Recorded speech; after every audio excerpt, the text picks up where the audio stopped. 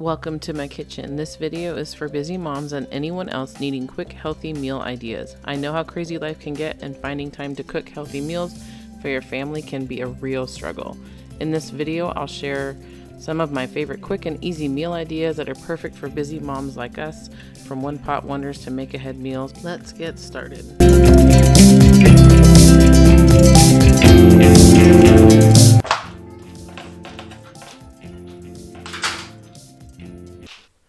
So I am a busy homemaking mom of 5 children ranging from ages 3 months to 11 years old.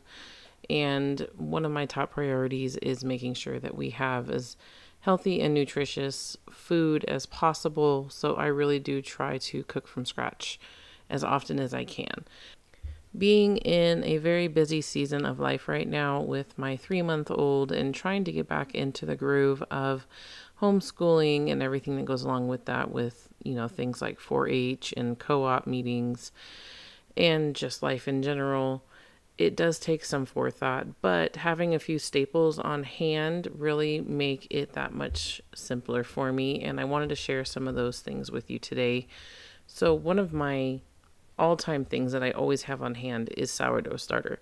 Whether it is active and bubbly or if I just have a nice amount of discard left over, I'm always using it. So here I am making a sourdough bread recipe for the first time. You can see the little recipe book over there. I will link it down below. It's an amazing book. It's the Artisan Bread Sourdough Making, something like that. But anyways, I've heard really good things about it, and I've done a few things from it now, and I just absolutely love it. And hopefully everything will start becoming muscle memory for me, and it'll just be really simple, go, just like my normal artisan sourdough bread is. I don't have to look at anything anymore. And that's really one of the biggest things, is just learning things by heart, getting into muscle memory, like I mentioned, and it doesn't slow you down. You can make mistakes when you're tired, thinking that you remembered every step of the way, but roll with it. So this is just my first time making this recipe, and I'll show you it did come out really, really well. And you'll also notice that my counter is a little bit of a mess because I have yet to actually clean up from breakfast. That is a sourdough French toast casserole that's sitting there that I believe I've shown you in the previous video. That was from cut up the failed bread that I had made that was just so big I wasn't able to make sandwiches from it, so I repurposed it. So stuff like that, having it on hand just makes things so much simpler.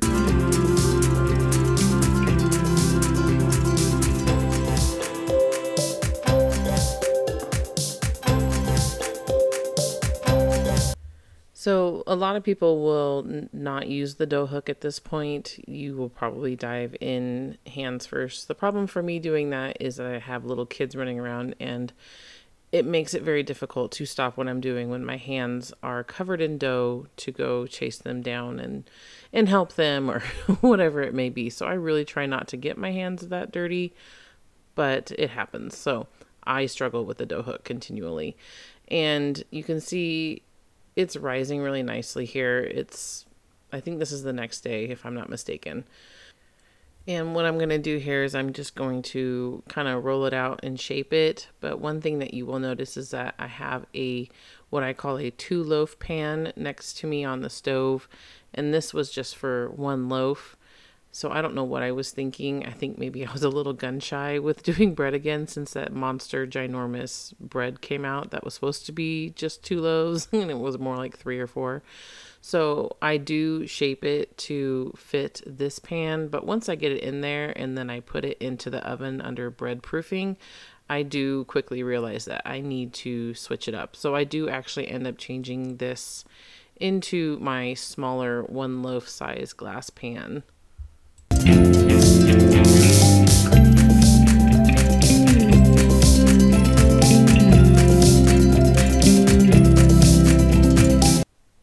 And here is that lovely bread. I've already slathered it with butter, as you can see. That's one of my favorite things to do to keep it nice and soft afterwards. These are some sourdough chocolate chip cookies that I had done earlier that day with my daughter. This is one of our favorite treats to do for the family. They're so good. They're really delicious. I highly recommend them. And this is what a typical sink will look like throughout the day for me when you're cooking from scratch constantly. So it looks like we had smoothies this day. My husband really likes those. He likes to do like the little protein powders, and we'll add some collagen peptides and things like that to it just to make sure the kids are getting extra nutrition here and there. And then of course we add in things like beet powder and any other kind of powder that we may have that we want to kind of hide in things. That jar that I am filling that has the lines on it is from the water glassed eggs. So the lime solution, the lime powder doesn't like to come off very easily. So I'm just adding in the rest of my vinegar, and I do let it sit overnight, and it really does help that come off of my jars. And then the other thing, I don't know if you guys know who likes to bake here, but when you leave dough sitting in anything and it hardens, it is awful to clean off. So it is just one of my biggest pet peeves is either fill it and leave it to sit so it doesn't harden, or I need to clean it right away, because otherwise mom is not happy with trying to get that stuff off. It's so ridiculous. And this is a sourdough starter jug, I guess, jar. I'm just cleaning it out. I had switched it over to a smaller one because in this season of life, as much as I love my sourdough, I'm just not getting to it that much. So I don't need this ginormous gallon jar. I did switch it over to a quart size weck jar. And then this is kind of how I keep stock of things. I have my 5-gallon buckets of stuff. As you can see, this is sugar. This is my organic cane sugar. And I do like to put it into smaller gallon jars because, as you saw when I was doing with my sourdough, I like to pour it in as I can. Mm-hmm. And it just makes it a lot simpler for things. This is my sourdough discard crackers that I'm making, and I had added some beet powder into it, and it is just so much fun to add in things like that to sneak in with the children. But this is basically just a 1-to-1 ratio of sourdough discard and flour, and then I add in herbs and such. That looks so weird.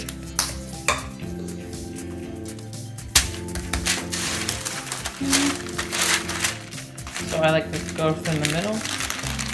Serra.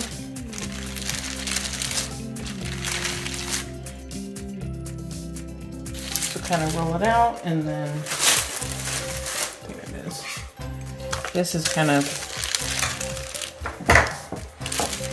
the tricky part. This is definitely a very easy recipe to bring your children alongside you, no matter really what their age is, because my daughter here is 11 and she does end up taking this project over for me with just a little bit of instruction. The one thing is that you'll notice I am holding the rolling pin a little funky, because if you hold it how you should, the whole thing just rolls away from you, the papers and everything. So yeah, that's a beet powder. That's gonna be tasty. So my littles, I let them sit across from me on the counter, and they get to sprinkle the salt over all the crackers to be involved with this.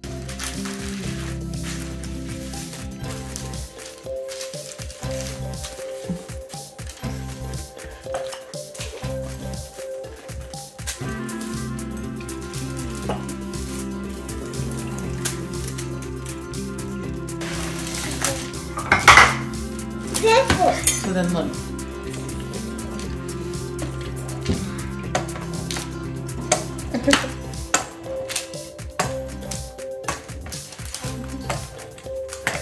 See how I'm just... Yeah. Want to do the other one? Sure.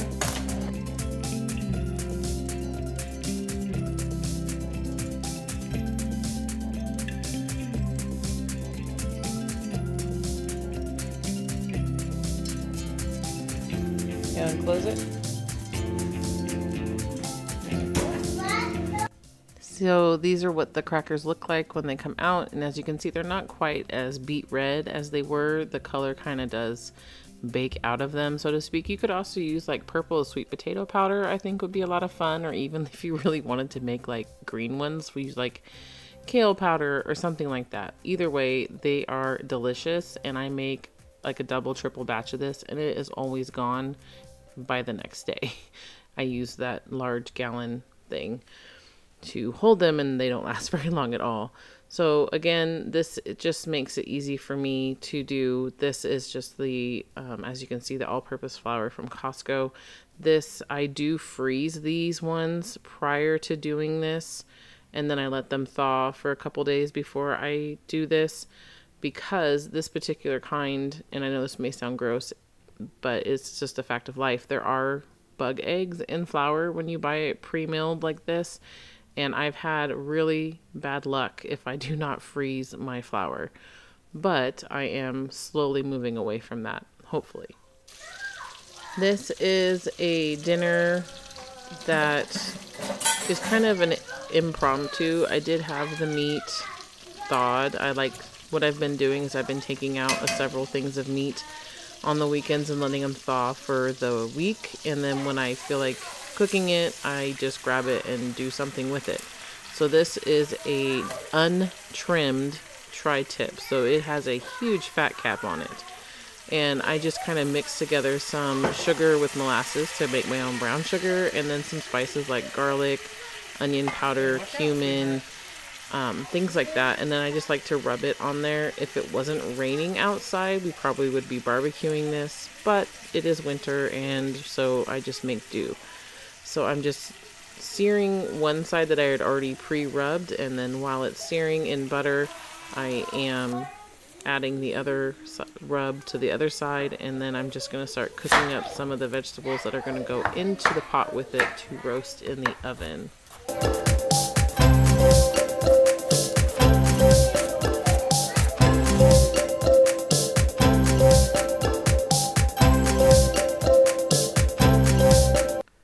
I'm sure you've noticed that I do have little children constantly at my feet the entire time that I'm doing this. Right now, my toddler, who is 2, is coming up to me asking me to put her shoes on to go outside, and it's raining. So that's a fun thing to tell your toddler that wants to go outside, is they can't because of the rain. So I just cut up some carrots and potatoes and some garlic. I'm flipping this over to sear on the other side, and then I will be adding those vegetables to the pot along with some water, and that way it will cook in the oven. It'll finish off in the oven. This really is an easy one pot meal to do. Very simple, very nutritious, high protein. You have the good vegetables, the garlic, which is really good for your immune system, especially in the winter time, and then the potatoes and carrots, which help fill you up even more. I definitely am doing a lot of one pot meals like this right now, usually with some sort of meat as the centerpiece, and then generally roasting some vegetables or something along those lines. And you know what? It is a lifesaver right now. I highly recommend, if you're not doing this, to do it. And I've even started utilizing the Instant Pot, which before this season really was not my forte, and I will show you shortly just how simple it has in fact made my life. I'm probably really late to that party, but you know what? Better late than never. And there's the fat cap I'm telling you about. And that is how delicious, with all those drippings and everything. So this is the Instant Pot, and these are just frozen chicken from Costco that I bought, I don't know, a year or so ago that we haven't been using. And part of doing the Three Rivers Challenge slightly for us this year is I'm really trying to get through everything in my freezer so I can make room for new stuff.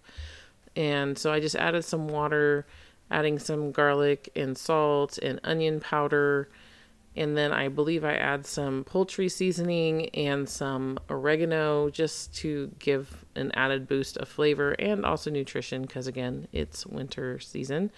And now I'm just kind of smushing them in there, because I have learned that if you do not mix up the herbs in the Instant Pot, it does not do it for you. And there is a lot of chicken in this because I did decide just to make a very large batch so that we would have some leftovers for a different meal.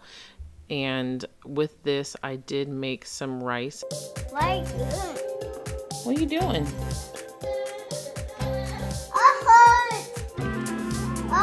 Yep, it's gonna get hot, so let's not touch it, okay? This is the rice that I made with chicken broth and some spices just to go along with the cooked chicken. I have a sourdough loaf there, and I cut up some oranges for some vitamin C. And this is really a nutritious, easy, simple meal. And you'll notice I am putting some of the broth drippings onto the rice to even give it some more nutrition.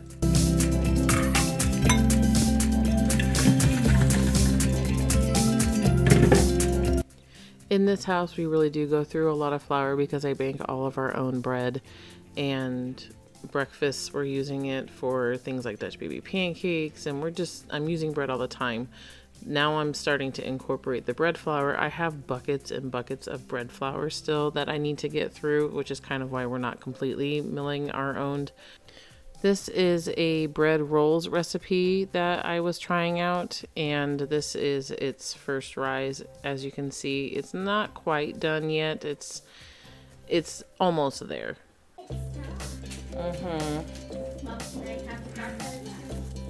Yeah.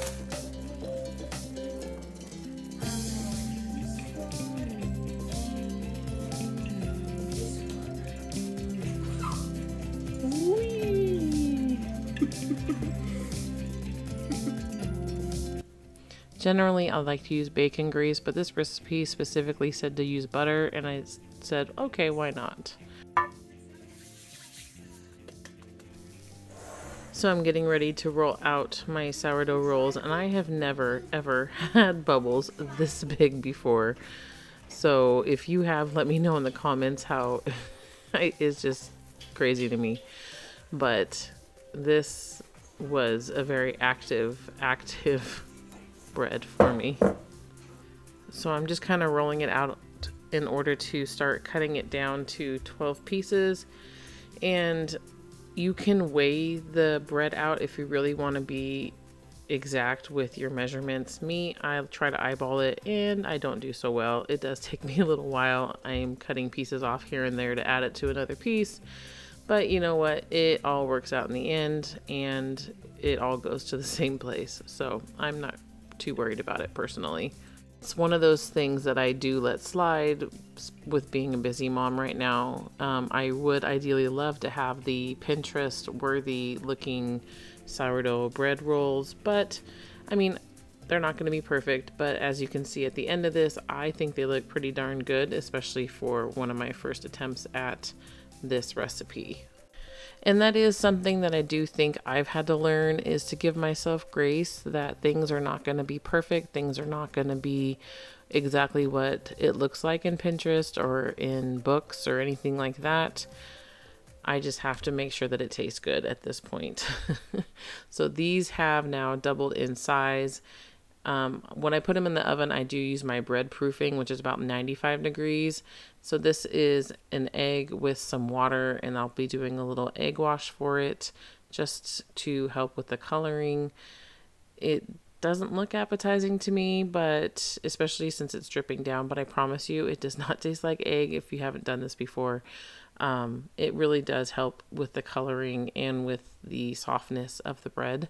Let me know in the comments what your busy go-to meals are. I would love to see what other people are doing, and give me a like and a subscribe, and I will see you in the next video.